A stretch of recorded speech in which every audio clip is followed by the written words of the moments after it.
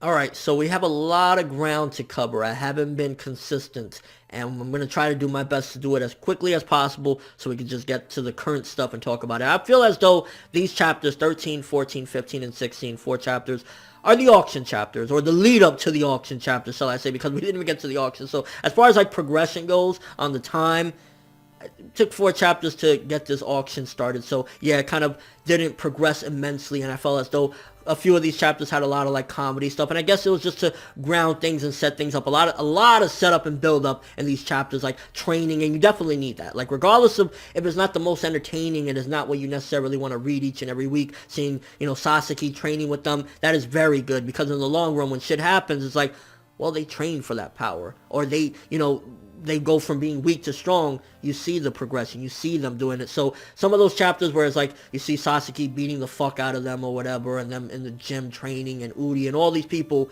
it's good because it helps for later. So as far as setup and build up, that's what these chapters definitely accomplished. It did a lot of setup and build up. So 13 yet again explored Mutsuki's fucked up mind state, how she can't stand when, men are looking at her and everything. Definitely a little bit, woo, when it comes to all that shit.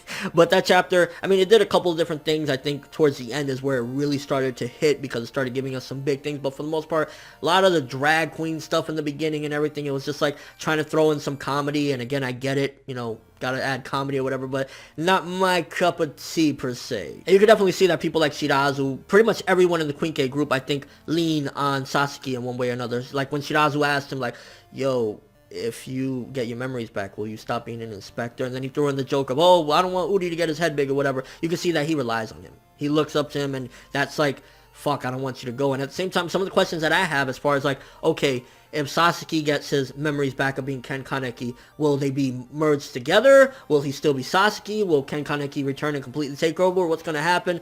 My opinion, I think that this is Sasaki Heise's story, with Ken Kaneki being, here and there. I don't think that Sui Ishida is going to introduce Sasaki Heise, regardless if it's the same person with, altered memories or whatever, or these new memories, so to speak.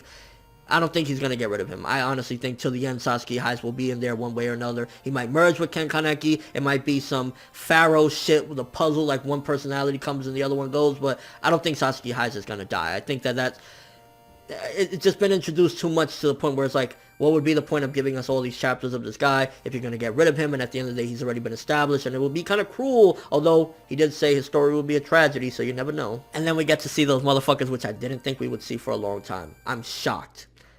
Harriot.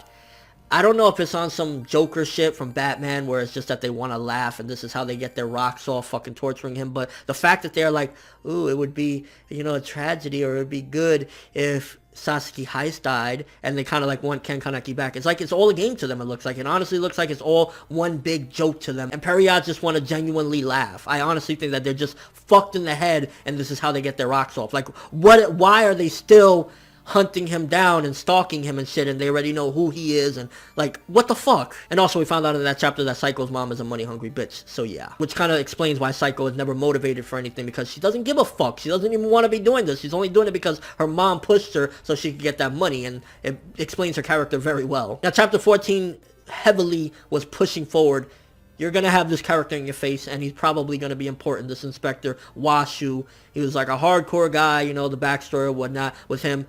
Didn't really care, honestly. It's like, okay, another new character. How about we establish some of the other characters so I could care more about, Mutsuki and Shirazu. Don't really care about Washu. I mean, I could tell based on how much chapter 14 was like, he's here, he's an asshole, he's in control, that he's going to be a big part of Tokyo Ghoul Re, especially towards, down the line or whatever, but it's like, okay, another new character. Let's establish the other ones. And Juzo volunteering basically to go with Mutsuki so that way she don't go alone. I think part of it is definitely that he cares for Sasaki and Ken Kaneki. I think it goes back to from when he stole his wallet or whatever. But at the same time, the shit with Madam or Big Madam or whatever the fuck her name is, the Madam, the bitch that did that to Juzo, which you already know it didn't happen.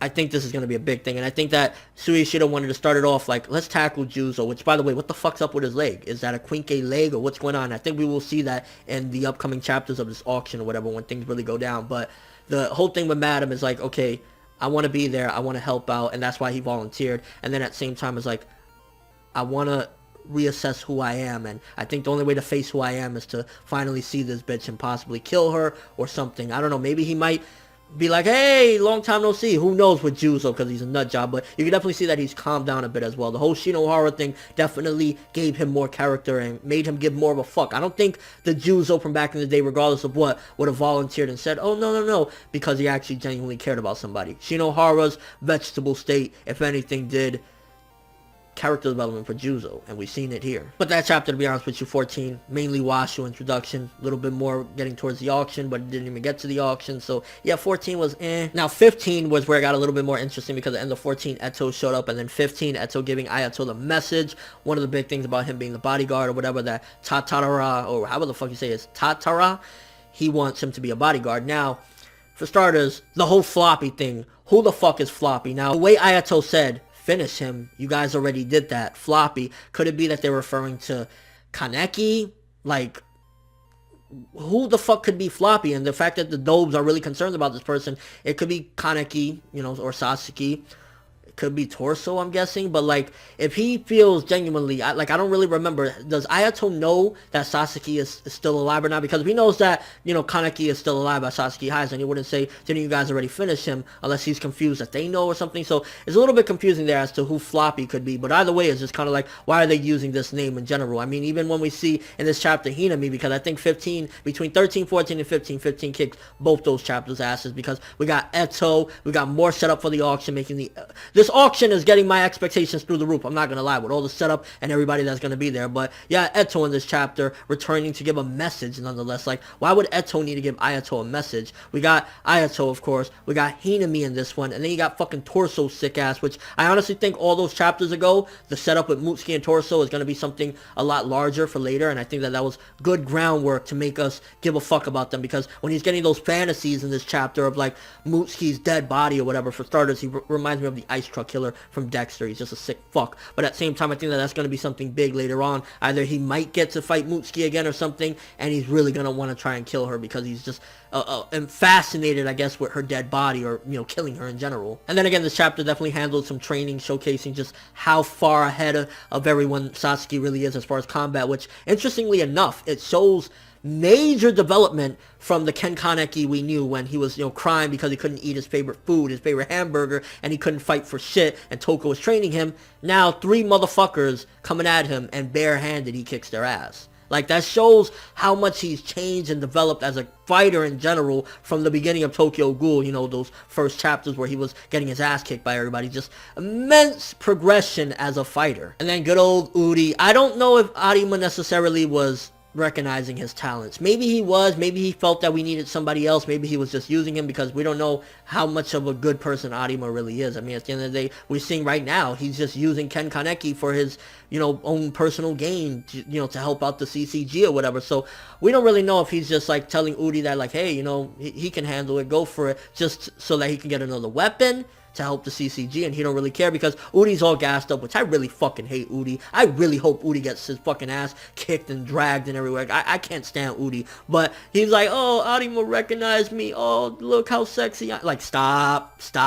Arima at the end of the day is probably just, oh, we could use another weapon. But it did make me interested, like, is he at this particular point with the expansion he had half ghoul now, like Kaneki? Because he said something along the lines of, I won't run rampant like Sasaki. Why would you need to say that if you're still, like, you know, just using it as a quinke, unless he's expanded it to the point where he's half almost, and now he will have those spells where he just completely loses it. And I could definitely see Uri losing it completely and Sasuke having to fuck his shit up, and I can't wait. Oh my gosh, Uri just die. And then the end of that chapter with Kane, you know, basically saying, oh, I'd rather Sasuke highest die without, you know, Tsukiyama ever knowing that he's Kaneki. I think unbeknownst to him, Tsukiyama already knows, because that chapter a few, you know, chapters ago where he was basically thinking to himself, this smells interesting. I think Tsukiyama might be onto it, and I think that he's just so desperate to have him. Maybe he's in love with Tsukiyama, whatever the case may be. It's like, bro, stop. Tsukiyama's not for you. He don't want you, bro. So 15 definitely was a kick-ass chapter. Very good chapter. I felt like it handled a lot, it brought a lot, and it was just even more great setup for what's to come. And then now finally the recent chapter, chapter 16. This was again another preparation chapter, and this was kind of a slower chapter. A lot of the beginning was kind of,